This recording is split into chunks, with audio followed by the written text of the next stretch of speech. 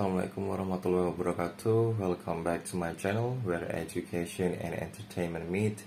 Mr. O Edutainment.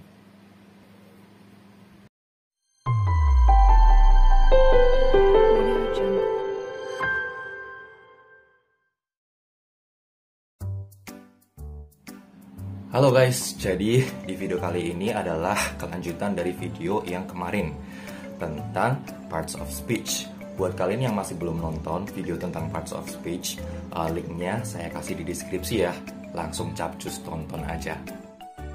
Nah, buat kalian yang lupa tentang pembahasan dari video kemarin, saya itu membahas tentang basic structure dalam bahasa Inggris ya, untuk mengerjakan soal-soal structure di TOEFL. Untuk mengingatkan kalian, 4 basic structure dalam bahasa Inggris itu adalah words, phrases, clauses, and sentences. Karena kemarin kita udah bahas tentang words, atau dalam bahasa Inggris itu disebutnya parts of speech. Jadi hari ini kita akan membahas untuk yang kedua dan yang ketiga, dua sekaligus ya guys, yaitu phrases and clauses. Okay, so phrases consist of 2 or more words that don't have subject or predicate, but they have specific function for themselves. Whereas, sedangkan clauses consist of 2 or more words, but they must have a subject and a predicate. What is subject and what is predicate? Let me explain to you later. Oke, kita bahas yang pertama dulu, yaitu phrases. Sebuah frasa itu memang terdiri dari beberapa kata atau parts of speech, tapi mereka tidak ada subjek atau predikatnya guys. Mereka cuma punya fungsi masing-masing. Misalkan saja, the big house. The big house. There are 3 words, ada 3 kata di situ.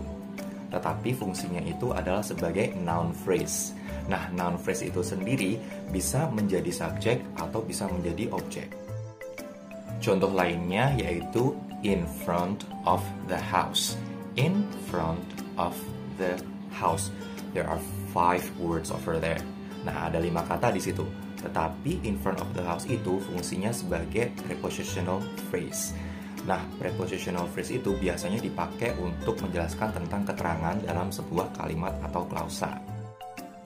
Contoh yang lain dari frasa itu misalnya is singing atau has been used, atau bisa juga seperti take care of.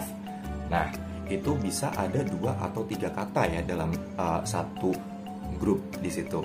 Nah, itu kita sebut sebagai verb phrase. Atau biasanya kita lihat verb phrase itu sebagai predikat. Sebenarnya masih banyak contoh dari frasa-frasa yang lain, tetapi intinya adalah sebuah frasa itu tidak ada subjek dan predikatnya, walaupun terdiri dari 2 atau lebih kata-kata atau parts of speech.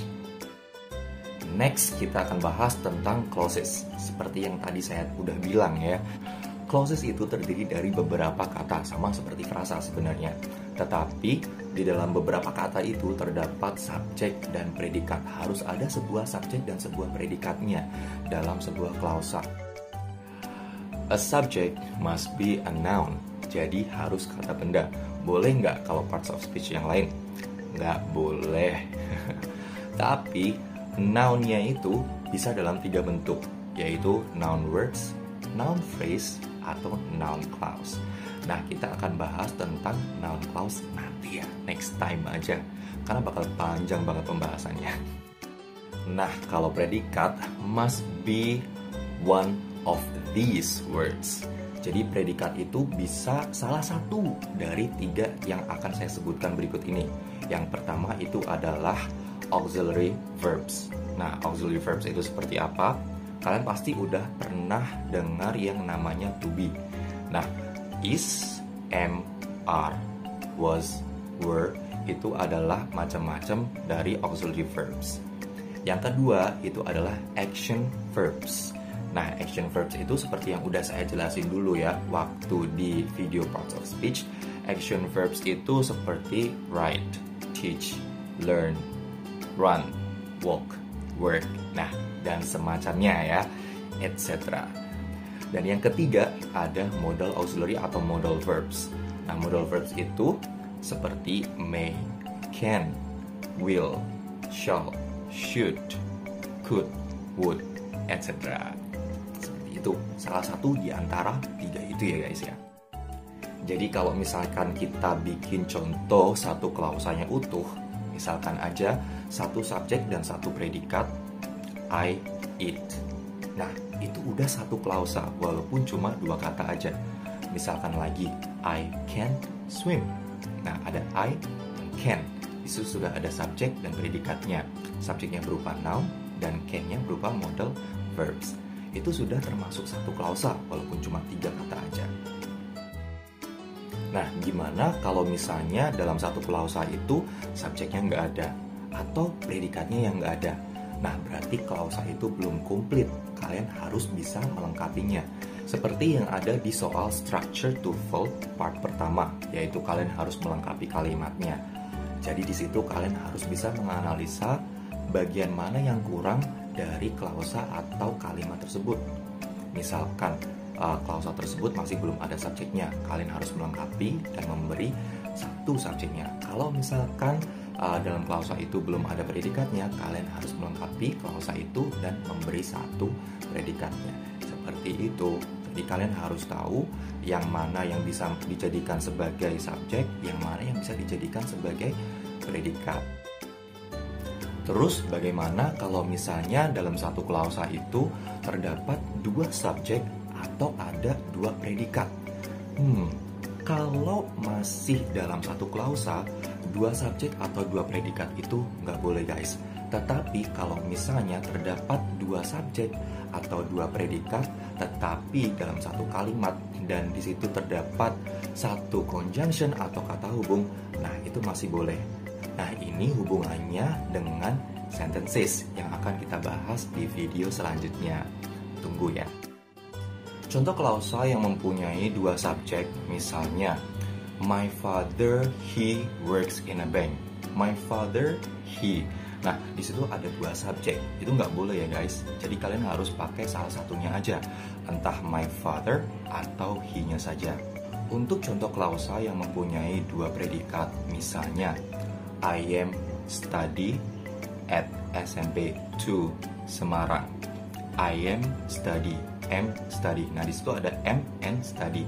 Nah, itu nggak boleh. Jadi kalian harus pakai salah satunya aja. Entah pakai am atau entah pakai study. Tetapi ingat, kalau misalnya kalian pakai am, belakangnya nggak boleh kata kerja. Misalkan saja, kalau kalian pakai am, I am a student at SMP 2 Semarang. Atau kalau misalnya kalian memakai study, I study at SMP 2 Semarang. Seperti itu. Jadi salah satu aja. So, how was it guys? Kalian udah paham konsep antara phrases and clauses? Kalau misalkan kalian masih belum paham, kalian bisa tanya langsung aja di komen di bawah ini ya guys ya. Semoga video ini berguna buat kalian yang mau menjalankan tes TOEFL atau sekedar belajar bahasa Inggris aja. It's useful. Okay, that's it for this video today. Don't forget to subscribe and share to your friends. Don't forget to like too. See you again next time. Wassalamualaikum warahmatullahi wabarakatuh.